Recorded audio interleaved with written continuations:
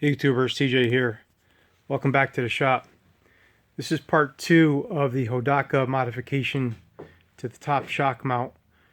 In part 1 I showed I made bushings in order to mount the shock, bring it forward a little bit so it just lays forward. I feel that the bike may handle better, maybe get some more travel.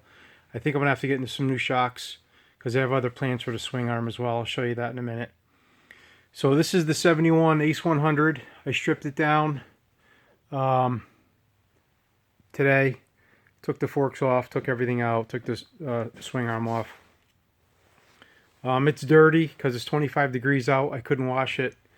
This is old dirt and grime, probably from at least 40 years ago from riding. As I said, this bike probably hasn't been ridden in 45 years or run in 45 years.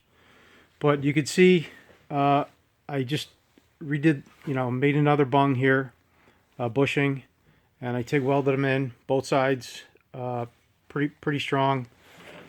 This 10 by 1.25, here's a factory shock mount bolt. It goes in nice, threads in good. I'll use Loctite when I put them together, of course. Good to go. So I'm going to throw some paint on it. I'm probably just going to power wash the frame. I don't think I'm going to paint the frame because they always get scratched up anyways and stuff. So it's not a show bike. It's not a full restore. The headstock seems pretty good. The triple trees are good. I don't feel I need to go into the bearings at all with that.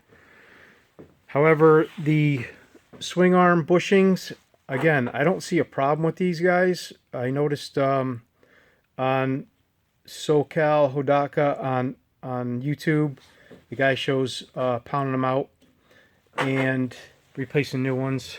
I'm not sure I'm going to do that. I don't think they're worn. I put the swing arm bolt in there, and there's not much play.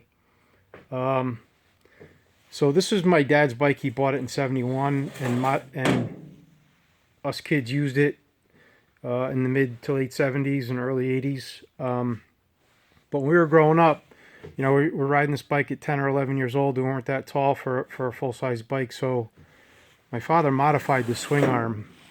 It's kind of a bittersweet day because my father passed away a year ago, January 22nd. So I'm looking at the modifications he did, and I'm just amazed how perfect everything is. And it's all stick welded. So what he did is he made... You could see the outline of the factory swing arm here. He made these plates here. What this does, this relocates the axle that distance. I think it's almost 3 inches. So the bike was able to drop 3 inches lower for us kids, my brother and me, in order for us to ride it when we were a lot younger. I kind of remember him doing this. My grandfather was a machinist, so I know this is a milled slot here, I could tell. But this is flame cut, so I think my grandfather made this, and then my father welded it on. You can see the stick welds back here.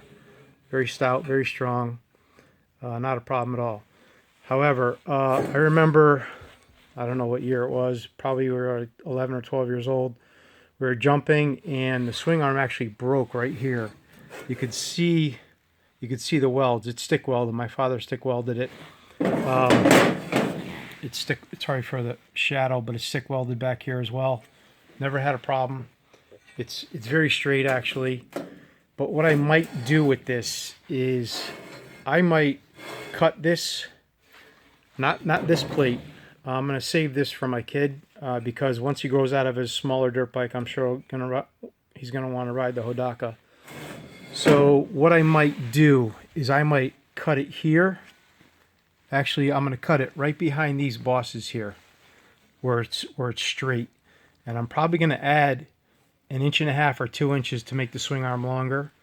I know I'm going to need new shocks, longer shocks, but I want to make it so I increase the travel a little bit of the suspension, because these suspensions only have like 3 or 4 inches of travel. Not really enough for a dirt bike. So again, I'll probably be doing this. I may get another swing arm, a factory one on eBay. They're like 40 or 50 bucks, and cut that one up. What I have to do also is I have to make a jig and buckle this thing down and make sure it's perfectly straight and square. Length in the swing arm isn't a big deal.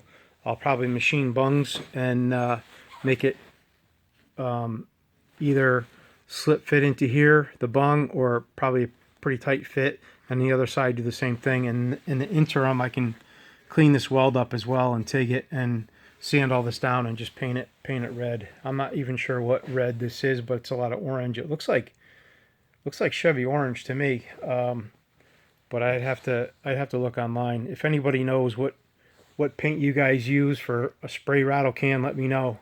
I appreciate it. But if you haven't subscribed, please subscribe. There's a lot more of this build coming. I should be getting the engine together probably in a couple weeks.